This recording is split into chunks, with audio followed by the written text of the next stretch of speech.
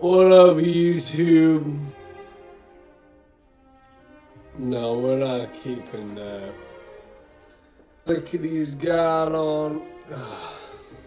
I'm just gonna start off by saying that I'm embarrassed. Today, we watched Shiki in loving memory of Halloween. Upon a second watch of it, I gotta say it's a fantastic show. Like it is gorgeous. The art style is just what I like. It's what I love to see. This is like the pinnacle of that anime art style. I just think this is the best it can look artistically. The characters look great. The scenery looks beautiful. It just works, man. It just works.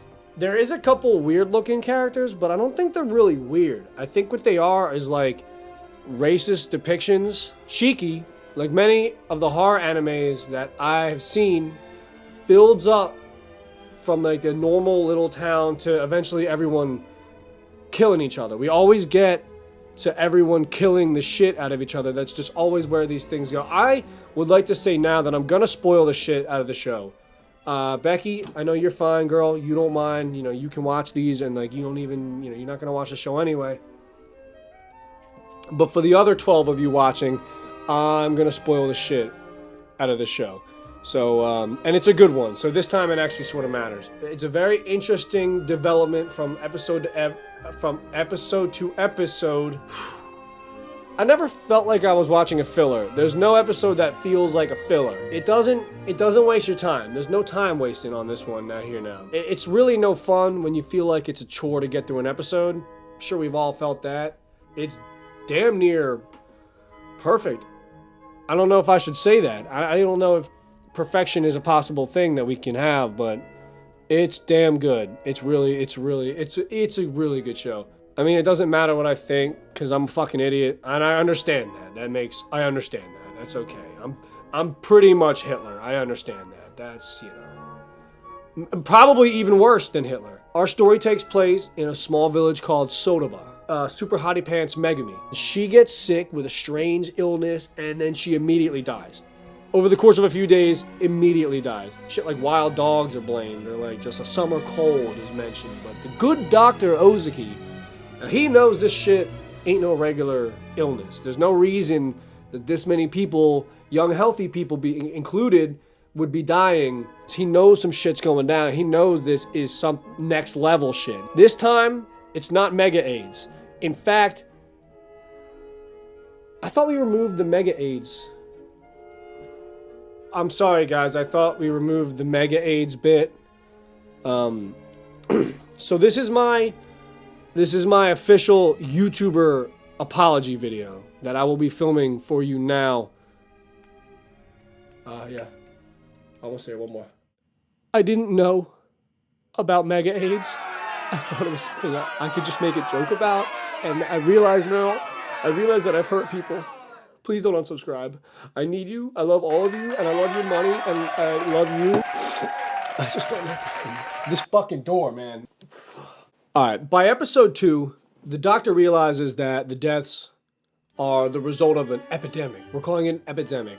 They don't know it's vampires yet. I told you I was going to spoil it. It's cool. It's vampires. Also, the show is about vampires. As the episodes go on, more and more people are dying, including, but not limited to, cute-ass Now and handsome-ass Brett, whose name is not actually Brett, and I'm aware of this, but he looks like Brett.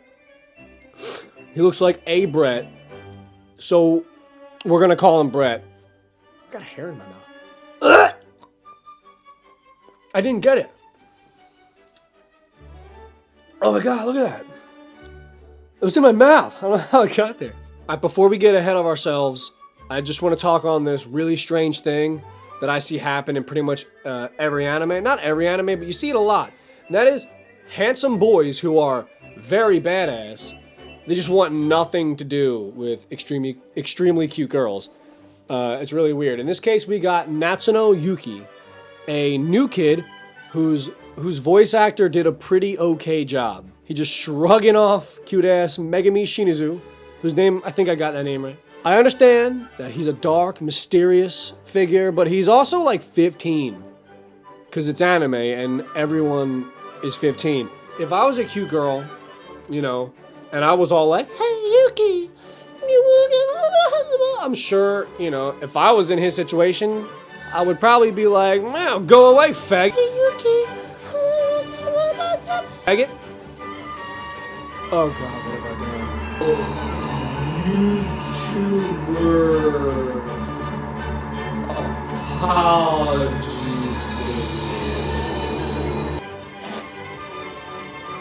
Fuck it, alright.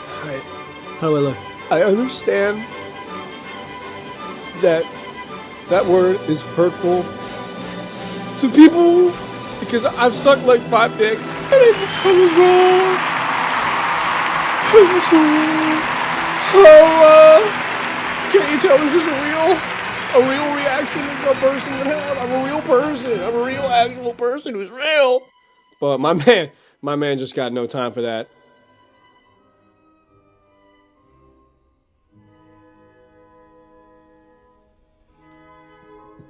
Alright, anyway, early episodes pull you in with a mystery that has several rather curious curiosities. Not only are people dying from a strange new illness, but their families are moving out in the middle of the night. They're not saying a word to their neighbors, their coworkers, to anyone. They're coincidentally quitting their jobs for seemingly no reason a few days before they die or move out. It's really weird. All of these deaths started around the time that the Kanemasa family moved into the literal castle that they have, I guess, in historic Sotoba. You know, the village castle. Every town has one. And if you don't believe me, you should come visit New Jersey. We got 2 Brothers Pizza. We got 3 Brothers Pizza. We got Gay Brothers Pizza. We got 5 Guys Burgers and Fries. And we got a great number of beautiful Gothic castles. We got them all. We got it all here in lovely New Jersey. Come visit. Come visit. You can stay in my house. You could be in this room. You could literally be... I just spit on my fucking screen. Episode 6 provides some foundation for this being a vampire story. The young monk has been hanging out with Sunako, which is kind of weird because she looks 8 and he's a grown-ass man. And she only visits at night, and she looks 8, and he's a monk. I know there's someone out there like, actually, she's a 300-year-old vampire, and she's the head of the Kanemasa family, so it's totally fine to draw porn of her. No, it's not. No, it's not. Sorry, no, it's not. No. I should point out that I've never actually seen porn of Sunako, but I've also never looked it up, but I know... It's impossible that someone hasn't drawn it. It's impossible that it's not out there somewhere. You know, you rule 34 it. I'm not going to do it. You do it. I'm not going to do it. You do it. Coming back to the story, Sunako explains that her obvious vampirism is a medical condition that doesn't allow her to be exposed to sunlight. Is that right? Okiagauri. I don't know. Okiagauri. Gari? I don't know. I think it's spelled with an R, which refers to people that have rose from the grave. The crazy witch lady points out at the new neighbors, and she's like, they're the recent deaths. That all this in Ep 6. That seemed like a weird jump, but that's Ep 6, baby. You get a lot. Like, it's throwing a lot out at you. Like, you know, like, this is all. Episode 7, however, is the major turning point for the series, because we start getting some answers. On a second viewing, this was the episode that I found to be the most eye-opening. We learned that vampires in Shiki follow the traditional vampire rules. Like, they can't go out in the daylight, they must feed on human blood, they can't really eat normal food, they can't enter a building unless they're invited. They are weak to wooden stakes, which if you think about it, everyone kind of is. We learn that only 1 out of 10 people who die from vampires actually rise up themselves. And that even the more super rare of those rare super vampires can survive in sunlight, and they can eat human food. And they're known as Jinru. Jinro? That's what the cat guy, Tatsumi. That's what he is. That's what he is. Also in episode 7, we see the very creepy and strangely drawn Masao rise up, and he learns how to eat people. That's a really cool scene.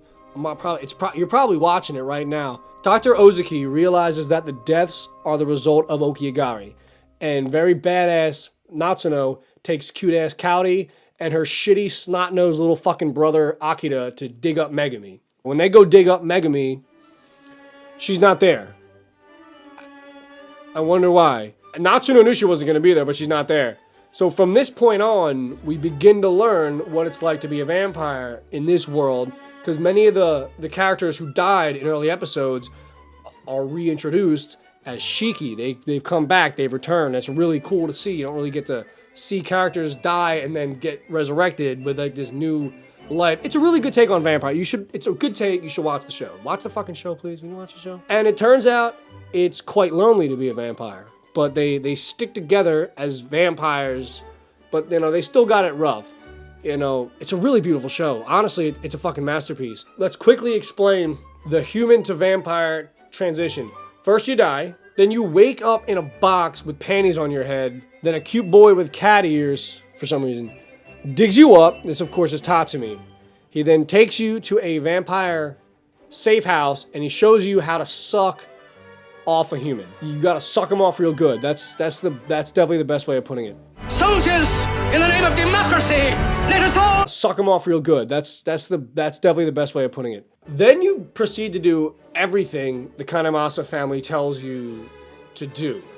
You gotta suck off your friends, suck off your family, sucking off your grandmother, all in the hopes that they too will die and become vampires. And of course, you get to pick out a few outfits from the Hot Topic to wear around the woods at night. I just want to point out that Megumi is so fucking hot in that Hot Topic outfit. My fucking god. I can't even with this girl. Why do I keep writing, when is it gonna be my turn? When is it gonna be my turn? Her and Now are like my dream threesome, and I would actually prefer them to be vampires. Those two could suck off me all day. And Kaori could just sit on my... I don't want to read this. Who was I when I wrote this? I'm sorry, no, who wrote this? Who would ever write such a... I'm kidding, obviously, they're drawings. It's okay, they're just drawings. But they live in our hearts. And anyway, science is really a long way from making anime girls real, so just calm down. Just do me a favor and calm down. In episode 9, the doctor's wife arrives from out of town, I guess, and he hates this woman. There's no love in this marriage whatsoever. The doctor's been staying up all night to defend Nao's elderly mother from the vampires, and it's working. She's actually she's in recovery. She's looking better because we know it's vampires now.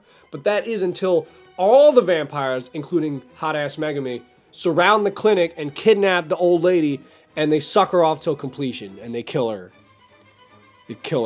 For episode 10, I put a star at the 5-minute mark. I wonder what happened there. All right, that's what...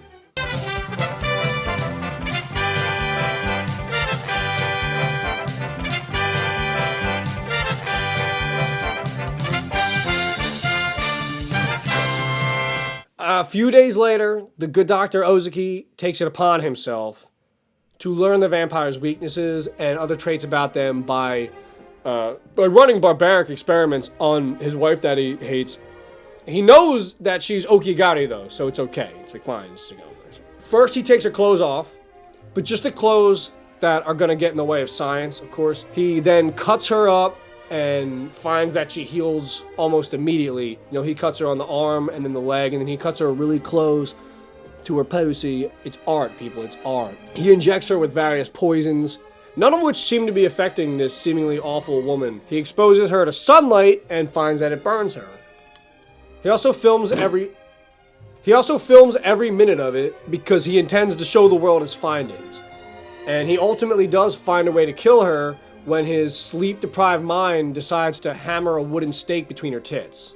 And when you know it, worked. Eventually, the good doctor exposes the very realistically proportioned Chirizu to the villagers at the festival. Chirizu being the what seems to be the woman of the Kanemasa family, even though Suniko's really the head of that family, and Chirizu's sort of just like She's just like a college girl playing around. They hammer a wooden stake into her tits, and from this point on, it's war. Humans versus vampires. The people of Sodoma, they go off on the Shiki, and you feel bad. You really feel bad for them. But you feel bad for the humans, too. The later episodes really create that ethical dilemma surrounding the whole vampire situation. I'll use a quote from Little S. Sunako here, because it describes that dilemma perfectly. How cruel do we need to be to survive? That's the question of the night, ladies and gentlemen. That is goddamn... The Shiki have been cast aside from humanity, from all their friends and family. Yes, they become monsters, but they haven't changed at all in their minds and hearts. They're the same exact person. They just can no longer be accepted. Their only hope of being reunited with their family is to feed on them in the hope that they rise up as well. In Cute-Ass Now's case, none of her family rises up. And she's understandably torn up about this. Her one chance at seeing her mother or her father, they're gone forever. And she kind of did it. Like, she had no choice, but she did it. So she didn't have a choice. There's no ethical way to take over a town by sucking everyone's blood and killing 9 out of 10 of them in the process of creating your own town. It's really hard to argue against Dr. Ozuki's actions. He's defending his town. What would you rather?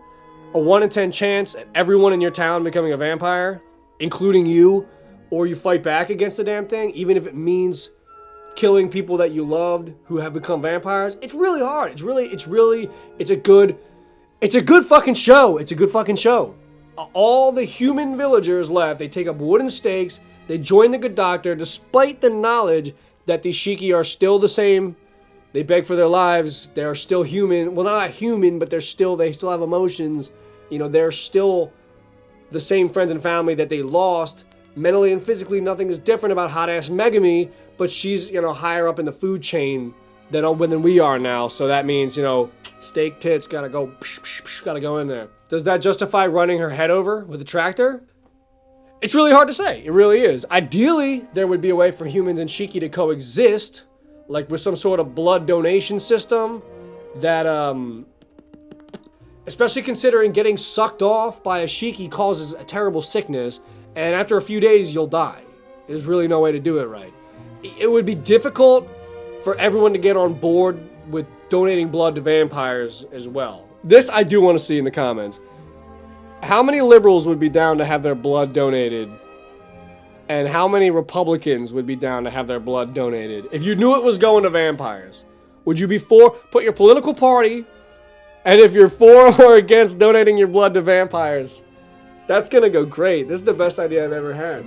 If there's humans and Shiki in the world trying to coexist, there's gonna be violence.